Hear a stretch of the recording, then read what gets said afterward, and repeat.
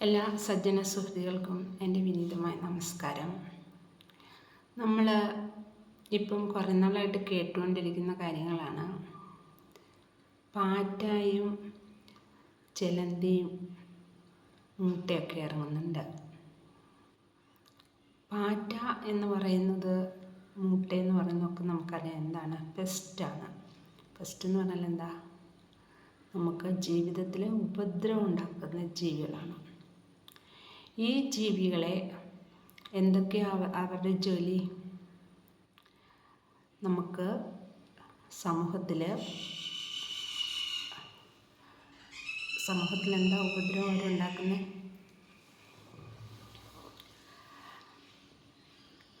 നമ്മളെ ഭക്ഷണം ശിഥിലമാക്കുക, നമുക്ക് രോഗങ്ങൾ വരുത്തുക. പിന്നെ ഇവരുടെ വാസസ്ഥലം എന്താ, ഏറ്റവും ഡേർട്ടി ആയിട്ടുള്ള സ്ഥലങ്ങളാണ്.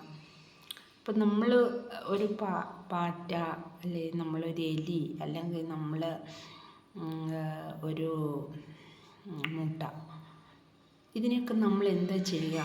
നമ്മൾ നിർമ്മാർജ്ജനം ചെയ്യണം അല്ലേ?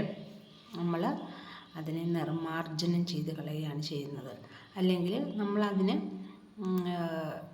നമ്മുടെ വീട്ടിൽ കയറാതെ അല്ലെങ്കിൽ നമ്മുടെ സമൂഹത്തിൽ കയറാതെ നമ്മൾ സൊസൈറ്റിയിലത് മാലിന്യം നമുക്ക് രോഗങ്ങൾ പരത്താതിരിക്കാൻ വേണ്ടി നമ്മളതിനെ ഇല്ലായ്മ ചെയ്യാൻ വേണ്ടി അത് കയറി വരുന്ന റൂട്ട് എൻട്രികളെല്ലാം അടച്ച്, അങ്ങനെയാണ് നമ്മൾ ഒരു പാറ്റയെയും മുട്ടയും നമ്മൾ എലിയൊക്കെ നമുക്ക് നിർമ്മാർജ്ജനം ചെയ്യുന്നത്. ഇപ്പം ഒരു പാർട്ടി രൂപീകരിച്ചിരിക്കുകയാണ്. എന്താ അവസ്ഥ എന്ന് പറഞ്ഞാൽ, അവർ ഭരിച്ച കാലത്ത് അവർ പാറ്റയുടെ എല്ലാ പ്രവർത്തികളും ചെയ്തു കഴിഞ്ഞപ്പം ഇപ്പം അതൊന്നും നടക്കുന്നില്ല.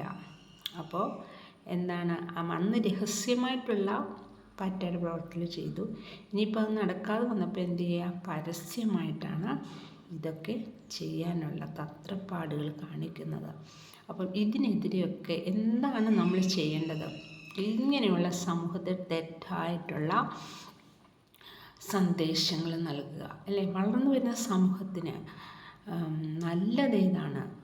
ഒരു കുഞ്ഞ് അത് ഒരു പാർട്ടിയെ പഠിക്കുമ്പോൾ ഒരു പെസ്റ്റിൻ്റെ പേരാണ് പഠിക്കുന്നത്. നാളെ അതെടുത്ത് അതിൻ്റെ ബുക്കിൽ വെച്ചാൽ അല്ലെ അതിൻ്റെ ആഹാരത്തിലിട്ട്, പാറ്റയെ പിടിച്ച് ആഹാരത്തിലിടുക എന്ന് കേട്ടിട്ടുണ്ടല്ലേ?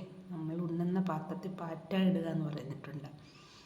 അതേ പ്രവൃത്തിയാണ് ഇപ്പോൾ ഈ സമൂഹത്തിന് മുന്നിൽ ഇവർ കാണിച്ചുകൊണ്ടിരിക്കുന്നത്. നാളത്തെ സമൂഹം എന്തായിത്തീരും?